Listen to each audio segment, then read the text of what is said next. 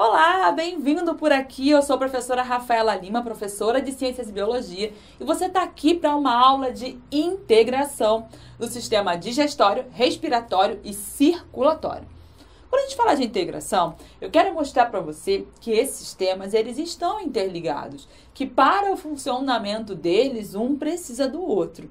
Mas antes, para você entender essa conexão entre eles, eu quero que você lembre cada um deles. Vamos começar relembrando o sistema digestório. Quando eu falo de digestão, a ideia é que eu pegue macromoléculas, coisas grandes, e torne em coisas pequenas. Então, eu estou ali ingerindo meu pão, minha carne, minha fruta, eu estou ingerindo moléculas grandes, macromoléculas, e que no meu trato digestório, elas vão reduzindo até se tornar pequenas moléculas, a ponto de serem absorvidas. E aí sim, rolou a digestão.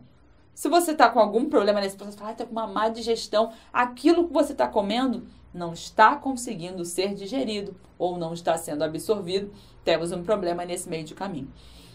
Mas quem são os componentes do sistema digestório?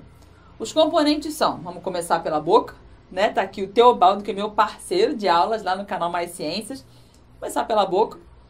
Dentes, língua, saliva, todos eles muito importantes para reduzir esse material que a gente comeu em pedaços menores, para iniciar a digestão química com a enzima amilase salivar que tem na saliva, então é super importante. Começou na boca, vai descer então aqui para esse tubinho, mostra para eles o tubinho, mostra para eles aqui. Esse tubinho em azul aqui que vai descer o alimento, vai descer pelo esôfago, em movimentos chamados movimentos peristálticos, mesmo que você esteja deitado, ele vai descer, movimentos peristálticos. Esse alimento, então, que foi descendo, chegou aqui no estômago. Nesse estômago vai ter digestão química? Vai, tem enzima aí que vai digerir proteína, tem o suco gástrico para ativar essa proteína, que é a pepsina, que vai digerir proteínas. E depois desse alimento, que já não é mais agora um alimento, né, já virou um bolo alimentar, ele vai descer para o intestino.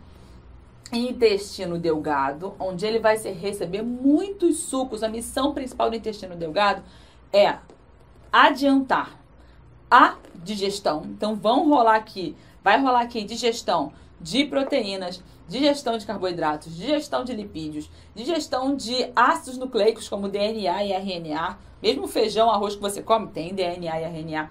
Então, aqui no intestino delgado, além dessa digestão, também vai acontecer a absorção. É daqui que esses nutrientes vão cair na corrente sanguínea. Olha a integração aí, que sistema circulatório, sistema cardiovascular, cai na corrente sanguínea, se espalha por todo o corpo e vai para as partes de interesse.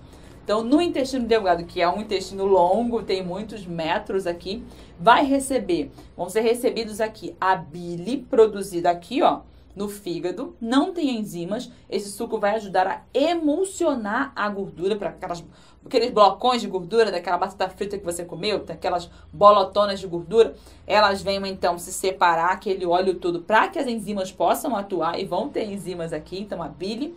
Um outro suco é o suco entérico, produzido pelas paredes do próprio intestino, e também o suco pancreático, produzido pelo pâncreas, o pâncreas está escondidinho ali, cheio de enzimas também, que também traz ali o bicarbonato na sua composição, que faz com que o pH desse ambiente aqui do intestino seja um pH básico. pH é um ponto importante quando a gente fala de digestão, porque enquanto na boca eu tenho um pH neutro, no estômago aqui eu tenho um pH ácido, porque tem ácido clorídrico, no intestino delgado um pH básico, pelo conteúdo do suco pancreático. Então tem enzima à beça, todo mundo trabalhando. Uma quebra proteína, outra quebra tipos diferentes de aminoácidos, outra vai quebrar tipos de carboidratos. A amilase pancreática vai quebrar amido, mas eu tenho outras carboidrases aí, e quebra DNA para cá, quebra todo mundo trabalhando. Até que eu quebrei em partículas tão pequenas, em micromoléculas, que elas vão ser absorvidas. E o que não foi absorvido, o resto aqui no intestino grosso, né? Aqui a alça ascendente, transversa, desceu. Intestino grosso vai ter, então, a formação do bolo fecal com esses resíduos. Tem algumas bactérias aqui também. Formou o bolo fecal, famoso número 2, vai ser eliminado, então, aqui pelo ânus. Tá, legal. Relembrei o sistema digestório. Mas e o respiratório? Quando eu falo de respiratório, Eu já comecei a ver o link ali, né, entre o digestório e o cardiovascular, o circulatório, porque esses nutrientes, eles têm que cair na corrente sanguínea. Então, para chegar no alvo, eu preciso de sangue e de vasos sanguíneos, então eu preciso do sistema circulatório. Mas e o respiratório? Quando eu falo de respiratório, é claro que você sabe a importância, respirar para quê? Só para se manter vivo, coisa pouca. Teobaldo, a gente não sabe se está rolando, se não está rolando, né, Teobaldo? Mas repare que ele tem aqui. Ele tem os seus pulmões, então essa respiração, ela vai começar nas narinas, fossas nasais. Teobaldo não tem mais a estrutura aqui, mas tem os furinhos, ó, para entrar o ar. Então vamos considerar que está entrando um ar aí, né?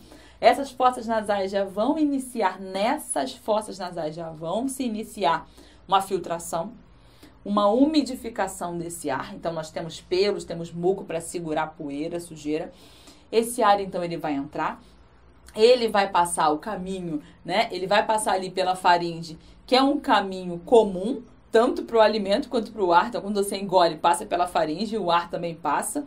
Quando eu falei lá do digestório, será que eu falei da faringe? Antes dele cair no esôfago, ele passou pela faringe, né? A curvinha ali. E aí, no caso do respiratório, passado a faringe, ele vai descer, então, pela laringe. A laringe, né? Aqui fica um pouco difícil assim ver a distância, né? Mas o tubinho tá aqui da laringe. E a laringe, ela vai ter uma aberturinha ali, que é a epiglote, né? Quando o ar vai passar, abre. Quando a comida vai passar, fecha. Quando você tá inventando de falar e comer tudo junto, engasga, né? Aquele desespero, porque caiu um grão de arroz, de feijão, de saliva na laringe. Não pode ir para nada que não seja ar no seu pulmão. Então, a laringe, desceu a laringe, desceu. Essa laringe, ela chega, então, aqui na traqueia, que é aí um tubo cartilaginoso, firme, ondulado. Então, laringe, traqueia, você consegue sentir aqui a traqueia. E da traqueia vai se ramificar em brônquios e bronquíolos, já dentro do seu pulmão. Tá aí o pulmão de Teobaldo, azulzinho. Na extremidade desses bronquíolos estão os alvéolos pulmonares. Neles, nos alvéolos pulmonares, é que vai rolar a troca gasosa. Essa troca gasosa permite justamente com que eu pegue o oxigênio, que eu estou capturando aqui, ó, pelas minhas narinas, e que sejam levados esse oxigênio para o sangue. Eu tenho capilares sanguíneos, vasos muito fininhos, nesses alvéolos pulmonares, e que vai rolar ali uma troca gasosa, a hematose. O oxigênio que eu absorvi aqui, ó, pelas minhas narinas, ele então vai para a corrente sanguínea, e o gás carbônico, que está rico lá no meu corpo, que todo mundo trabalhou bastante, as minhas células trabalharam bastante, produziram bastante energia, e teve esse resíduo que é o gás carbônico, ela chega ali, vai ser, então, do vaso sanguíneo, volta para o pulmão, e do pulmão eu elimino. Inspiração, expiração. Na inspiração, eu tenho, então, a entrada desse oxigênio, e na expiração, a saída do gás carbônico. E essa troca foi feita onde? Nos alvéolos pulmonares, onde do alvéolo, a troca gasosa com um vaso sanguíneo, que é parte do sistema circulatório. Para eu inspirar e expirar, eu tenho aqui um movimento, eu tenho alguns participantes, e os essenciais participantes são o diafragma, que é um músculo que está atravessado aqui. Ele que vai ficar, quando eu inspiro, eu contraio ele, e ele desce. Quando eu expiro, eu relaxo e ele sobe. Então, eu tenho o trabalho desse diafragma contraindo nessa minha inspiração. Então, na inspiração, eu vou contrair meu diafragma, eu contraio os meus músculos intercostais, aí essa caixa torácica também está fazendo aí o trabalho de expandir para o ar entrar. E depois, para sair, eu relaxo tudo, reduzo essa área e o ar sai. Assim, bacana, então, respiratório já vi ali. E quando eu falo do sistema circulatório, ou também chamado de cardiovascular, eu estou falando dele, cardio, coração. Tá o coraçãozinho de Teobaldo aqui, guardadinho aqui no meio, ó. Aqui uma bandinha vermelha aqui que você tá vendo.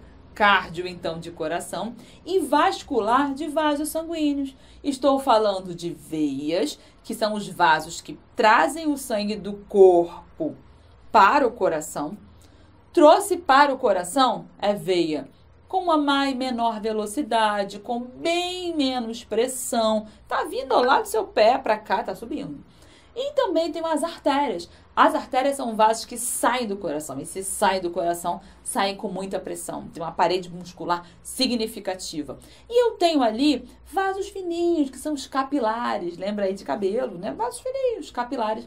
Que vão ser, então, vasos com uma parede bem fininha, uma camadinha só de célula, que vai rolar uma troca aí. Então, eu tenho veias, eu tenho artérias, mas tem veias mais finas, também chamadas de vênulas, tenho artérias mais finas, as arteríolas, e aí vão ser nesses vasos que esse sangue ele vai circular. Aquilo que você comeu no digestório, que absorveu lá no teu intestino delgado, tem que cair na corrente sanguínea.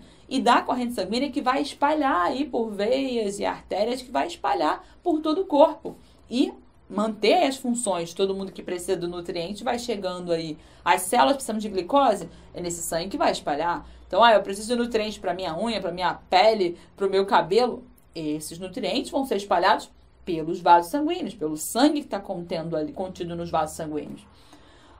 Respirei, peguei meu oxigênio. Esse oxigênio precisa chegar em todas as minhas células. Elas estão vivas porque elas estão fazendo respiração celular. Tem que chegar lá. E como é que chega? Chega pelos vasos sanguíneos, vai chegando aí, veias. Então, saiu artérias do teu coração. Teu sangue bombeado com força, com pressão. Sangue rico em oxigênio que sai do coração. Esse oxigênio que foi capturado pelo respiratório. Olha o trabalho em conjunto, olha a integração. E vai se espalhando para chegar em todas as células do corpo, para mantê-las vivas. E o gás carbônico, liberado como resíduo dessa respiração celular, ele vai ser capturado e vai ser trazido, então, pelas veias. Percebeu a integração? Então, você conhecendo cada um deles, o digestório, o respiratório e o cardiovascular ou circulatório, você consegue ficar claro para você essa integração. Foi um prazer ter você por aqui em mais uma aula e até a próxima. Tchauzinho!